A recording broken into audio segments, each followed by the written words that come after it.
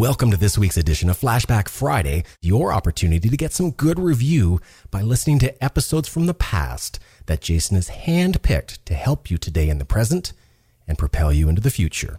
Enjoy. Welcome to the Creating Wealth Show with Jason Hartman. You're about to learn a new slant on investing, some exciting techniques, and fresh new approaches to the world's most historically proven asset class that will enable you to create more wealth and freedom than you ever thought possible. Jason is a genuine self-made multimillionaire who's actually been there and done it. He's a successful investor, lender, developer, and entrepreneur who's owned properties in 11 states, had hundreds of tenants, and been involved in thousands of real estate transactions. This program will help you follow in Jason's footsteps on the road to your financial independence day. You really can do it. And now, here's your host, Jason Hartman, with the complete solution for real estate investors. Welcome, listeners, from 165 countries worldwide. This is your host, Jason Hartman, with episode number 959. Thank you so much for joining me today as we have yet another client case study. A lot of you met Scott and maybe Kelly at several of our events. Scott was at Meet the Masters. I don't believe Kelly came with him, but they are a young couple that is doing great things with their real estate portfolio. You're going to hear about it today. They have moved from shopping centers to single-family homes. And I know what some of you might be thinking. Why would you do that? Don't you want to own a bunch of shopping centers and be a bigwig? Maybe not. You know, housing is where it's at, folks. Housing is where it's at. That is where you should be. I've told you all the reasons over the years, over the last 14 years. I've been saying, you know, they can always outsource all the office jobs offshore. They can outsource the manufacturing offshore. They can outsource the retail to the internet.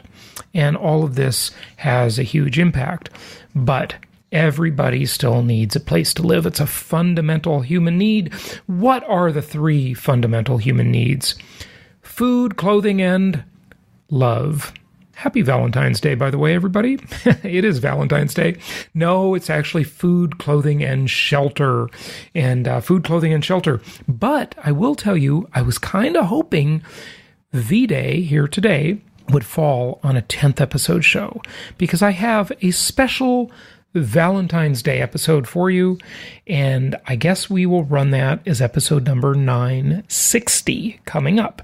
Remember, every 10th episode, every show that ends in a 0, we run something of general interest, and hey, love is of general interest, right? To all of humanity. Well, almost.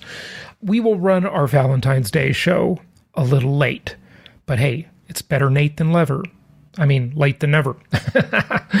We're going to get to our case study today. That's what we're going to do. But first, I want to tell you a few things. The good old National Association of Realtors, you know them, that largest trade group in the world with like 1.4 million members. Yeah, they're big. We've had their chief economist on the show before. We'll have them back again to talk about stuff, but they're out with some new research, as they are all the time. Today, they just published that nearly 2/3 of U.S. housing markets see home prices hit an all-time high, while housing inventory hits an all-time low. And I know what some of you are thinking. Is it a bubble? Jason, is it a bubble? Pop! No, it's not a bubble yet. But it will be eventually. So sit tight, stay tuned. I'll let you know when I think it's a bubble. But hey, what do I know? I don't even know. Nobody knows. You know, nobody knows. The head of the Federal Reserve doesn't know. The President of the United States doesn't know. NAR certainly doesn't know. John Burns doesn't know. Jeff Myers doesn't know. Jason Hartman doesn't know. But, you know, we can get some clues here and there, can't we? The question is not what is the price of the home. The question is, compared to what? Is it an all-time high compared to the monthly mortgage payment on the home? Or is it an all-time high compared to the price of the home? See, therein lies the problem. As you know, because you are a sophisticated, smart investor, because you listen to my show, you'd have to be smart and sophisticated to listen to my show. Otherwise, you wouldn't be able to keep up with the superior information we are sharing here. Okay, so, I don't know. I get kind of goofy sometimes, don't I? So people buy a house on a payment, not a price. In fact, they don't care what the price is. If the payment is low enough, that's what they're buying. They're buying a payment. So it is not at an all-time high based on the payment. And then you have to ask, geographically, where are you talking about? Two-thirds of U.S. housing markets. Well, is that of the Case-Shiller 20, or is it all 400-ish housing markets nationwide? And that is the question we need to ask, right? We need to know this stuff because the Case-Shiller is heavily loaded. In fact, 3/4 of the Case-Shiller 20 are cyclical, bubble-oriented, crazy markets that I wouldn't touch with a 10-foot pole. In fact, where do you think that saying came from? Do a lot of people carry around, like in the old days when someone came up with the 10-foot pole saying, did people carry around 10-foot poles and decide not to touch things? I don't know. It's goofy. It's a funny saying, right? Okay, so consumer satisfaction research, that's boring. Who cares about that? You know, these groups are always doing surveys to say how great they are, right? I'm not going to share anything with that with you. But this one's interesting also from NAR. Housing affordability declined from a year ago in December, moving the index down 2.3%. Moving it down 2.3% from a year ago, and this is December to December. Obviously, it's not December anymore, as we know, because, hey, there's a clue. It's Valentine's Day. We know that's not in December, don't we? So, housing affordability declining, but still in the linear markets, it's not far off. Housing affordability is still pretty good, and that's why inventory is so low and the market is booming. In the cyclical markets, though, man, there's going to be a bloodbath. Some people are going to get hurt. They're going to get hurt, I'm telling you. Watch out. You know, we've got this event coming up in Silicon Valley, March 3rd, San Jose. Hope you're going to be there and join us for Jason Hartman University. Go to jasonhartmanuniversity.com. And one of our clients, Greg, who was at Meet the Masters, of course, and many of our other events, he sent me a Voxer message this morning and he said, Jason, I will be there on March 3rd in Silicon Valley, and I am trying to get some of my California friends to come and hear what you have to say. And I just can't peel them away from thinking, now, he didn't exactly say this. I'm using some poetic license, so let me run with it, because this was the gist of it. I can't peel them away from the fact that they think they are all brilliant geniuses because they speculated on a house in a cyclical market and the price went up. And you know the old saying, you've heard me say it. I don't know if this is actually an old saying like that 10-foot pole thing, but at least I say this. Everybody's a genius in a bull market. Aren't they? Everybody's a genius in a bull market. A rising tide floats all ships. You've heard that one, right? I didn't make that one up. That everybody's a genius in a bull market. That could be me. I don't know. I'm not sure. I'm not going to take credit because I'm not sure. I deserve credit. But anyway, you know, if I was Bill Clinton, I would take credit for everything, even though I didn't do it. If I was Obama, I would too. So I picked on the Democrats. Check. What else can I do today? Okay. Yeah. We're going to have our client case study. We talked about some NAR stats. Those are interesting. Of course, I look forward to seeing you in Silicon Valley, San Jose, March 3rd, jasonhartman.com or jasonhartmanuniversity.com. And this is a great event. We'll only have it once this year, I think. you will learn the math of real estate. You'll learn how to do the math. In fact, that's another thing that Greg said to me. He said, these California people, they just don't know how to do math. Now, he didn't mean that broadly, but if they knew how to analyze a real estate deal, they would never invest in these total fluff, crazy, nutty markets. What goes up must come down. Hey, that's an old saying too, like that 10-foot pole thing. So just remember that. The higher they fly, the harder they fall. All of these markets will eventually fall. How much longer can they go? Nobody knows for sure. But believe me, they're not going to go forever. So that's what you got to know about that. So linear markets, where the conservative, prudent, real investors invest, that's where you want to be. Let's go to part 1, and let's talk to Scott about how he went on his real estate investing journey that started just 10 years ago. That's it. In 10 short years, just did an exchanging one of his commercial properties for 37. Oh, no. Not on the exchange. He bought some others from us before the exchange, and then a bunch more during the 1031 exchange. So it's good stuff. The most tax-favored asset class in America, the most historically proven asset class in the world, and guess what? You can find those great things at jasonhartman.com/properties. jasonhartman.com/properties. All right, Jason, stop talking. Get to the guest. Part 1, client case study, Scott and Kelly. You're going to love this. Here we go.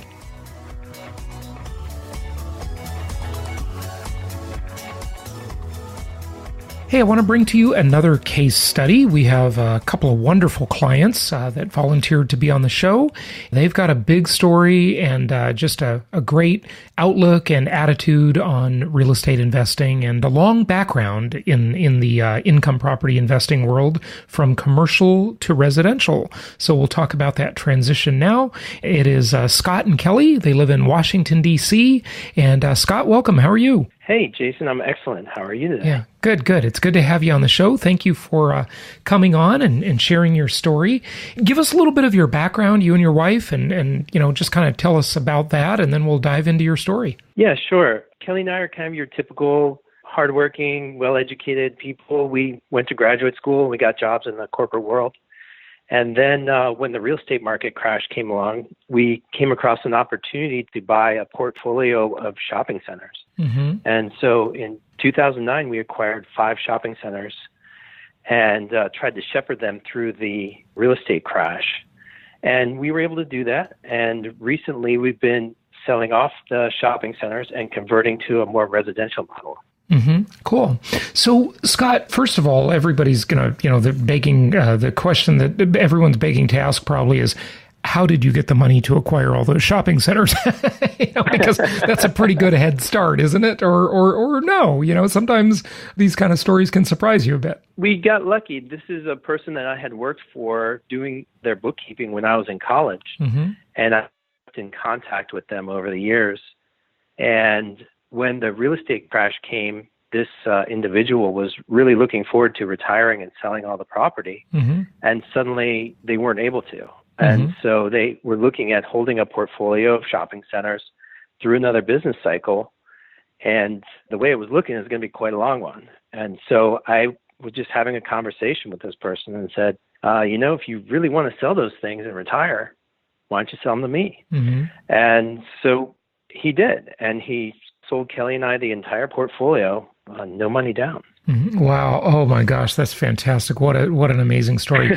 So when you say you worked for him, was he in the business of being a landlord, or was there another business? What do you mean by that? Yeah, he was fully in the business of investment real estate. Okay. And I was just doing his bookkeeping and collecting rents from tenants while I was going to undergrad. Mm-hmm. Yeah, fantastic. What an amazing story. So here is the secret then, folks. The thing you can take from this is go to work for some big-time real estate investor, do the bookkeeping so you know the numbers, and then when the next recession hits, see if you can buy it. It's a great story. That is totally awesome. So these were, retail shopping centers. So interesting, during the Great Recession, were you worried about the retail apocalypse, as they call it now? Did you see it coming?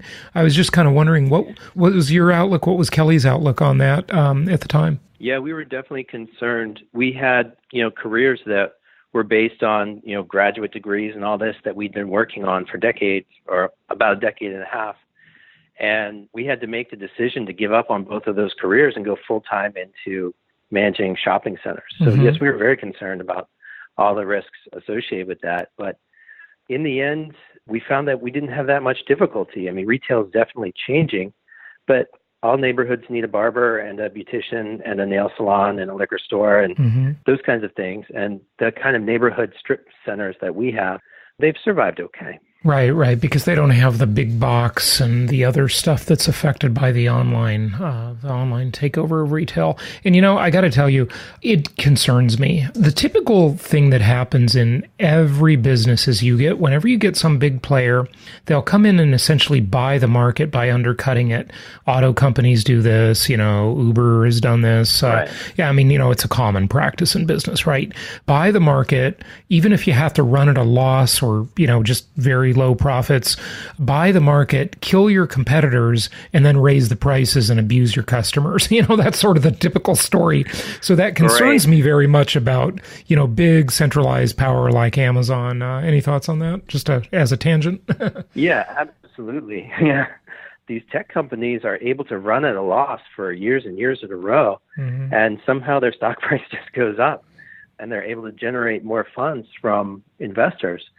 And so it really would concern me if I was a grocery store and Amazon was coming in to the grocery market.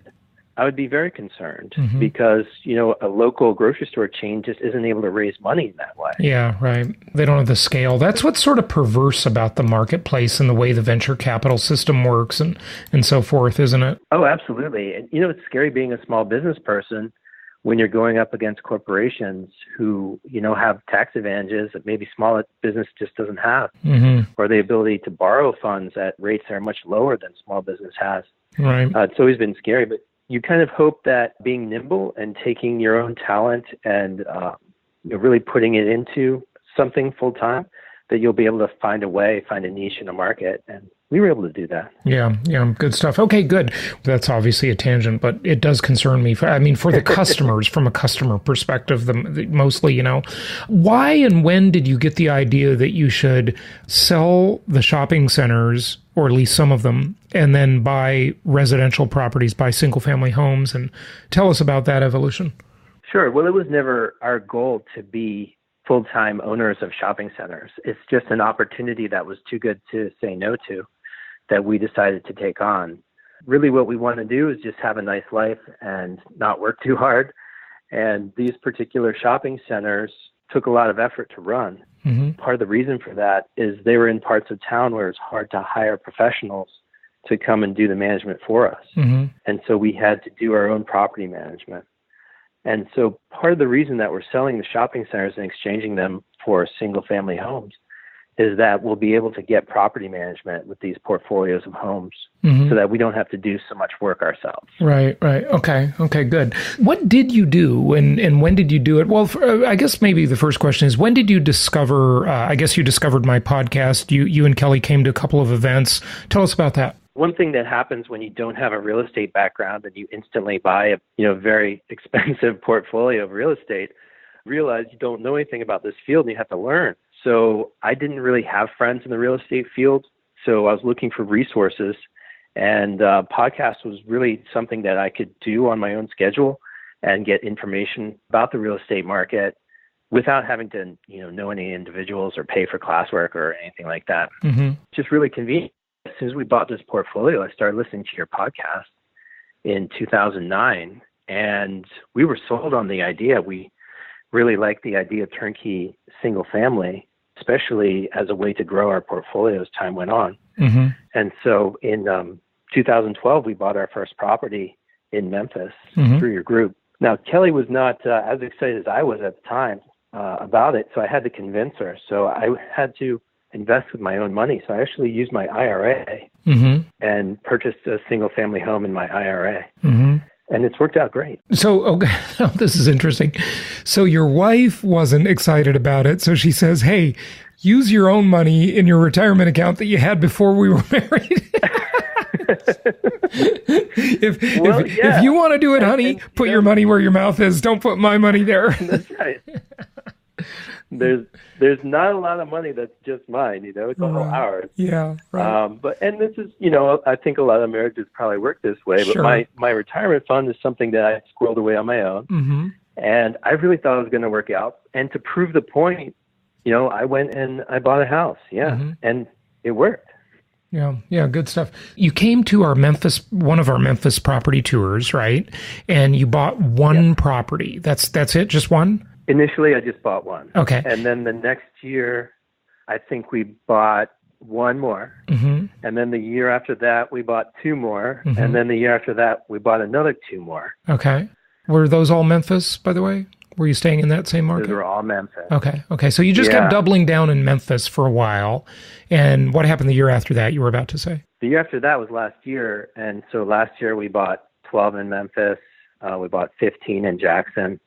And we bought 4 in Oklahoma City. Okay, cool. So you've got, through our group now, Scott, what do you have, about 36 properties or something like that? 37. 37, okay, good.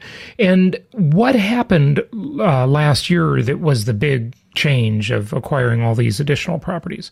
It really happened on the commercial side. We saw that interest rates looked like they were starting to go up.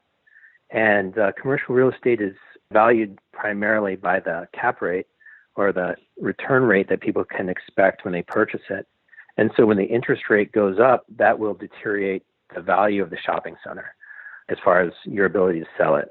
And so we saw interest rates coming up. They're still low at the time last year. So we decided to sell the shopping center and switch over into residential, primarily because residential prices are still a bit low. I think there's a lot of opportunity to pick up value there. And also it looks like homes are going up in value kind of quickly, whereas shopping centers are going down in value as the interest rate rises. So it's just a good time to take advantage of the difference between the two markets. I couldn't agree with you more, by the way. I think that's very insightful that the residential market just has a much better future than retail properties do. We talked about the retail apocalypse. Obviously, most people understand what's going on there. But at the end of the day, Scott, like I always say, everybody needs a place to live. And that is just not going to change, right? Absolutely. Yeah. And, the markets we're buying in are robust markets. The population is stable and growing, and the values are stable and growing. It's not like we're just buying residential anywhere. We're buying in good markets. Right. One of the other benefits, Jason, is with our shopping centers, they're all located in one geographic area. But with this residential, we were able to diversify across 3 different markets. Right. So you've reduced your risk by diversifying like that. That's one of the other good reasons it's good to not have, like one lump of an expensive property or anything like that, because you can definitely diversify geographically. All real estate is local, as I like to say. Certainly not my saying; that's an old saying. but yeah, it does allow you to do that. But Scott, I mean, you and Kelly, as you were thinking of doing a 1031 exchange on shopping centers, and you were also just buying real estate before you did the first exchange, you could have done anything. I mean, you could have adopted numerous different strategies. You live in Washington, D.C. That's obviously an expensive cyclical market. Why not just invest right around the corner from where you live? Well, we try to invest where the investment makes sense. And so in the case of the properties that we acquired from you guys, we were able to make sure that we get a nice return, that they're in good, solid markets where we know we'll get that return over a long period of time. And we have property management in place, so we don't actually have to do the work ourselves to run the property. Right. So let's talk a little bit about property management. With the shopping centers, you did your own management. By the way, what do you still own in terms of retail properties, and what did you sell? Did you only sell one of the centers or 2 of them? We sold 3 of them last year. We sold 1 in years gone by. So we're just down to 1 last shopping center. Okay, got it. And by the way, isn't the 1031 tax-deferred exchange just a beautiful thing? It is so great. Yeah. It's going to do so much good for us. Having done this exchange last year, I'm just thrilled. Yeah, good stuff. You don't even realize some of these benefits until you do it yourself. Yeah. The benefits for our depreciation are just amazing. And I did it last year. If I were to do it in 2018, it would be even better. And you mean because you got to restart the clock on your depreciation, and plus the residential properties have a shorter depreciation schedule. It's about 25% shorter, which means you get more tax benefit more quickly, right? Right. And the life of my investment is probably not going to be 40 years long. So in the case of a commercial depreciation schedule, I'd almost certainly never get to the end of it. But with the residential, I'll be able to capture a lot more depreciation. Right. If there's a couple of newbies listening to the real estate game, depreciation makes income property the most tax-favored asset class in America. It is the most wonderful benefit, and it's such an oxymoron that you can have appreciation and make money on that, and you can have depreciation and save a ton of money on that at the same time. It's such a great asset class. It really is. You did that exchange. You've shortened your depreciation schedule. Before we talk about property management, before we started this recording for the show, Scott, you were telling me about how your exchange went, and just sharing a couple stories about working with our network. I thought that was pretty interesting. Did you want to share that with the listeners? Well, luckily, when you're selling commercial real estate, the timeline for selling a property is quite long. So we were under contract and still had 90 days to go before we got to the actual closing of the commercial property. And so I had a few extra days to do some property tours. So I got in contact with Sarah, my investment coordinator over there, and I went and visited a few markets and got to know property managers, got to see their product. And I was pretty sure I knew which markets I was going into on the closing day. On the closing day, I had 45 days to identify my properties. And within a week, I'd identified the properties in Oklahoma City and in Jackson, Mississippi, but I still had quite a bit of capital left over that I needed to allocate. And I was planning on allocating that to a certain market. And the vendor, the provider of the homes, actually went through bankruptcy, and the bankruptcy was announced in the newspaper just before I signed my sales documents to purchase that portfolio. And so I spoke to my attorney, and they said, well, being a 1031 exchange, you can't be guaranteed that you're going to be able to buy these in case there's some kind of action in the foreclosure court. And so I actually had to back off of a rather large investment just a couple of weeks into my selection process. Right. I found a new market, and I was all set to reinvest with this other company, other provider, this time in Memphis. Right. Another one of our local market specialists. Yeah. I had lined up another rather large portfolio, and I was getting ready to sign to purchase these. And I showed it to the bank I was borrowing money from. And they said that they didn't want to finance any new home purchases. So they'd never said that to me back when they were giving me the commitment, the loan commitment. But when it came time to identify houses for these portfolios, the financing company I was working with actually didn't want to do the deal if they were brand new homes, brand new construction. And so once again, I had taken the time to identify these homes, and then the last minute, I had to abandon my plans. Wow. Yeah. So were you worried? Oh my God, I can't really describe how worried I was. I was very worried. I'd like to say that I aged about 2 years in that 45 days. Okay, so let me just explain this to the listeners. So this is because, you have these tight deadlines to complete 1031 tax-deferred exchanges. And if you don't, for example, like you could lose some of the properties you were buying and not be able to acquire them or identify them, and you would just have to pay tax on the amount of money you didn't reinvest, okay? So it's not like the whole thing was off, but, anything outside of the exchange is going to be taxable. So you wanted to not have any tax liability and transfer all of the gain from the sale of the shopping center into the new single-family homes you were buying. And this is the problem you're describing. Go ahead. Yeah. So especially when you're dealing with large sums of money and the tax rate comes out to something like 23.8%, it can be really scary. So I was looking at about 10 more days left in my identification period, and I was calling Sarah, and I was freaking out. And she did some good digging for me and put me in touch with a provider in Memphis, and I was able to allocate the final $800,000 in our purchase with just about 7 days left in our selection period. And so that worked out great. That provider basically saved me. They gave me all their inventory for the next 2 months and just let me buy it all at once. Yeah. Lo and behold, 3 months later, we closed on all that property all in one day. Right, yeah. Yeah, you're reminding me of a story, not this part specifically, but we had some clients a few years back, and we talked about their story on the show. They sold another single-family home that they'd inherited. It was in California. It was about $2.5 million, and then they purchased, I think, 36 or 38 homes through us on the exchange. Income properties, obviously, shouldn't call them homes. They're investment properties. But single-family homes, they were pretty amazed that we were able to help them pull that off. That's a lot of properties to acquire in one swoop like that really quickly, especially in a market where, the market is obviously tight, right? And things are selling like hotcakes. I mean, there's very little inventory. So that can make it really worrisome. I've done a few exchanges over the past few years, and personally, even though I'm in the business of doing this, I had the same problem.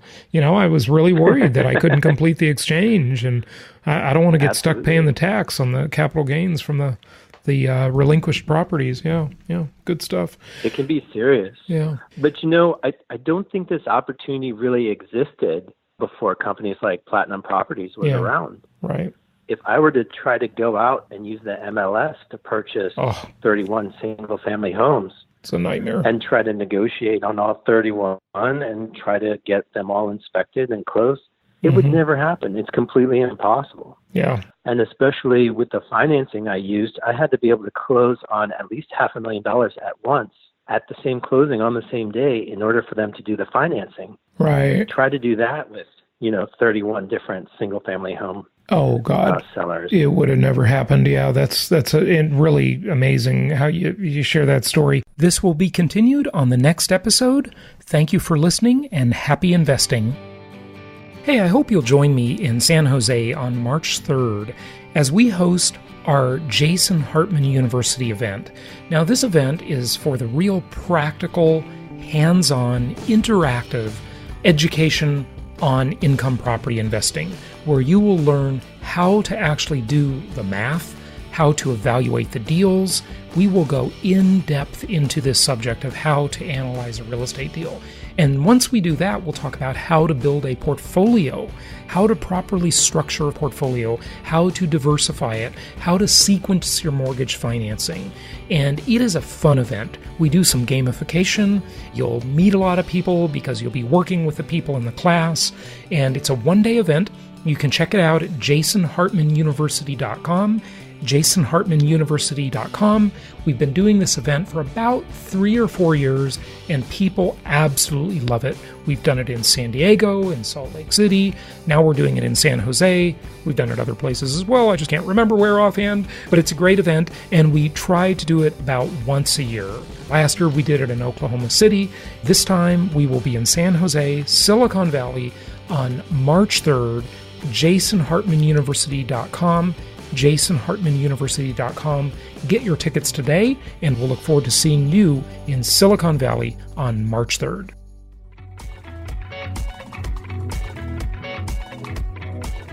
Thank you so much for listening. Please be sure to subscribe so that you don't miss any episodes. Be sure to check out the show's specific website and our general website, hartmanmedia.com, for appropriate disclaimers and terms of service. Remember that guest opinions are their own, and if you require specific legal or tax advice or advice in any other specialized area, please consult an appropriate professional. And we also very much appreciate you reviewing the show. Please go to iTunes or Stitcher Radio or whatever platform you're using and write a review for the show. We would very much appreciate that.